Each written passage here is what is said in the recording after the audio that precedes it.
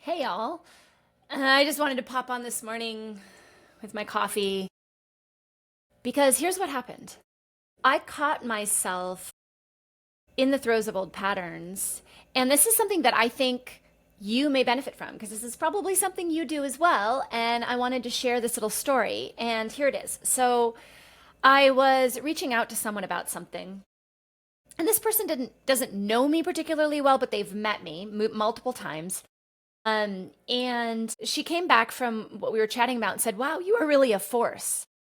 And immediately I said, "Oh, I'm not a force. No, no, no, no. I'm just really passionate about people's health and helping people find their passion and their joy because not only does it help lift us up, it helps lifts everyone up and it brings our community back together. And I'm really passionate about bringing community back together and us finding our joy again because it has such a benefit not only on our mental health but also on our physical health." And she wrote back and said, "Exactly. That's why you're a force." And I was like, "Oh my gosh." There I was, falling into that self-worth trap. Someone gives you a compliment, they're obviously impacted by your energy and what you're putting out there, and you say, "Oh no, I'm not." Ever done that? There's something so powerful about stepping into your authentic self because you're not trying to lift anyone up at that point. I guess I could look at this as I'm just coming out here every day and putting energy towards what my mission is in the world and interviewing people that have done the same, which is awesome. And that's how I see it. I don't see it as an impact that it's making on the world, even though that's my goal. I've always wanted to make an impact on the world. I've always wanted to bring people back together. I've always been so incredibly interested in behavior and why somebody who seemingly was given all the bad chips in the game wins, right? What is it that makes them different? How do they look at life differently? We see people all the time that are given every opportunity in the world and they struggle their entire lives. And I caught myself in this moment saying, "Oh no, I'm nothing. I don't who am I?" I think we do this a lot. And I think it comes from I don't think it comes from us not believing in ourselves because I certainly believe in myself. But I guess we don't always realize how much our joy and love and passion emulates energy to other people. That makes them feel good. And when they feel good, right, and they come back and they tell you that, you may not always recognize what that means. It was such an amazing compliment that I just dismissed. And I started to think about, why would I do that? Like, why wouldn't I say, "Heck yeah, I am a force. Thank you for noticing?" And maybe it's because I'm at a point in my life where I don't need that validation to do what I do. But at the same time, I shouldn't be self-sabotaging that beautiful compliment either. Do you do this? When I look back on the journey that has brought me to where I am, people would say, "Did you always know you were going to be a doctor?" No, I would have never said I was going to be a doctor when I was a kid, right? I just would have said, "I want to make an impact." I knew I wanted to make an impact. I knew I wanted to be seen. I knew that I had something to say, but my external environment was somewhat telling me to be a little bit quiet, or I was interpreting it in that way. I can't say that the people around me were telling me to be quiet. I just was interpreting. I was internalizing that. Maybe it was that self-doubt, that lack of self-worth. Am I big enough to be able to make an impact on the world? Who am I to be the one that lifts someone else up, right? When I look at people's circumstances, I talk to people every day on this channel about maybe they were born into a circumstance of abuse, neglect. Maybe they became addicted to drugs. Maybe they were told they were never worth anything and they turn it around into something fantastic, something amazing, something that not only impacts their life in a positive way, but impacts the lives of other people. They end up paying it forward to somebody else because they find their passion. So how do we find our passion? I would say I've always had this gut instinct of my passion. But I think there was a lot of times in my life where I overcame it by overcompensating, being vulnerable here. You know, growing up as a model in a modeling world, and I don't know if this is true. I just know how I interpreted it. I interpreted that most people thought I was dumb and that I was given these looks and that was my gift. That was it. And I should just run with it. And I should, you know, I'm on the cover of magazines. How bad could life be? Right? Is kind of how I thought people looked at me or judged at me. Or, you know, she's tall and beautiful and doing all these things. So she's either a bitch or stupid or, you know, full of herself, right? And I don't think I'm wrong. I think a lot of people probably thought that.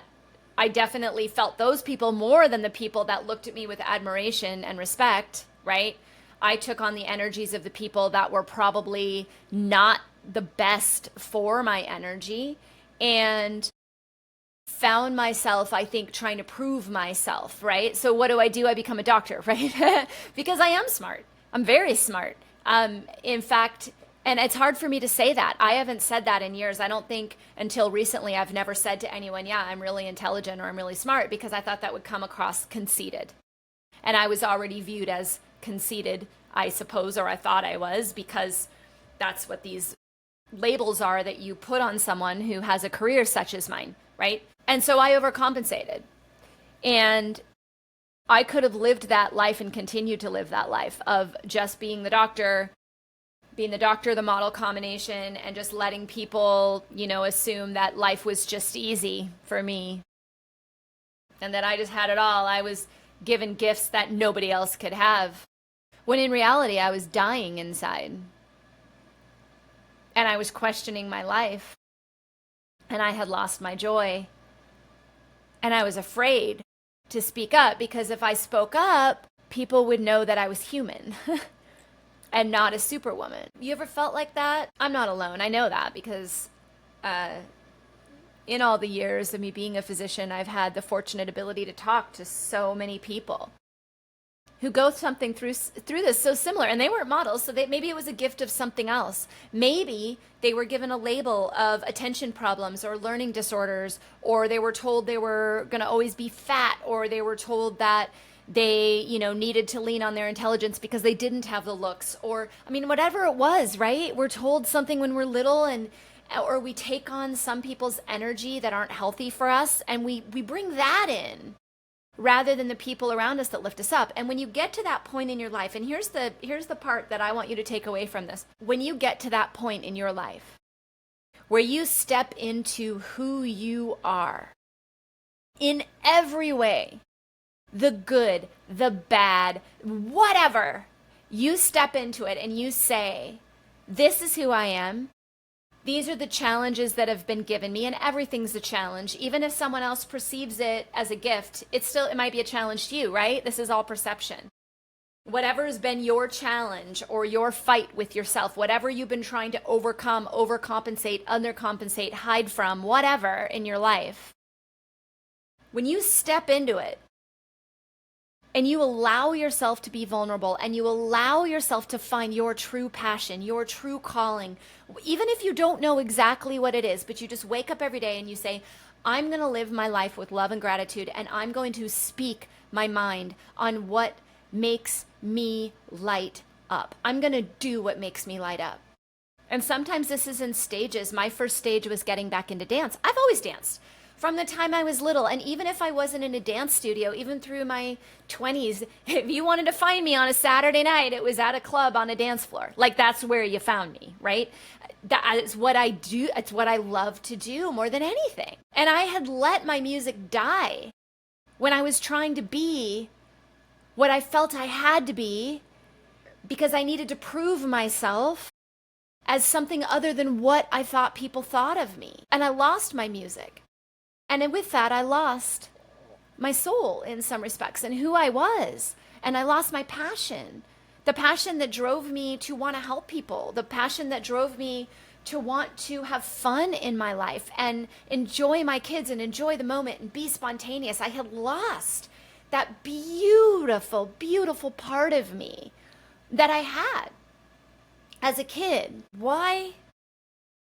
I don't know. Maybe I felt judged. Maybe I felt that nobody would really love me in my ugly moments when I'm being real and raw, because I was supposed to always look good. And if someone tells you that, you know, you should be grateful because you were given, I don't know, a 6 foot tall body that can be on the cover of a magazine, you should just shut up, because most people don't get to do that. So you should just, your problems are nothing, you know, your hurt is nothing, your sadness is nothing.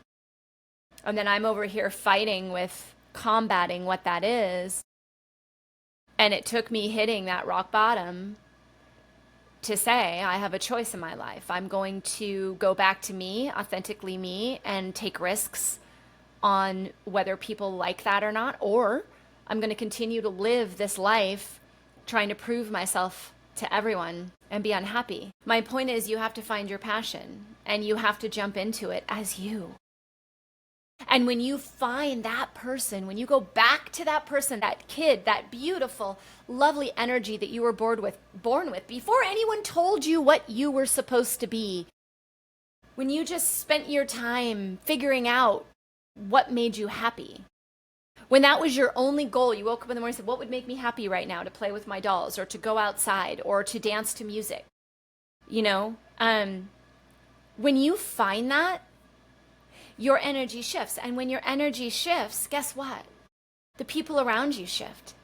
And all of a sudden, all those people that light you up, lift you up, that see your force, like this kind lady did, that, like I said, she doesn't really know me particularly well. And I give her great credit for saying this, because it's really cool that here I am just doing my passion, and somebody else can feel that to such a level that makes them feel good and see the message that I'm putting out there in the world, which was my ultimate goal anyway.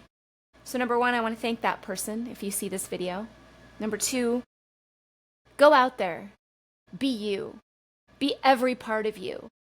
Every part of you that you think is ugly, physically, emotionally, every part of you that you have let stop you from doing whatever you want to do, whatever that excuse was, let it go. It is a gift, and that gift needs to be recognized and turned into a gift. So take that adversity, take those things that stop you, and turn them into your drive, your power, your passion. And if you do that, you will be the best version of yourself. And at that point, you are literally unstoppable.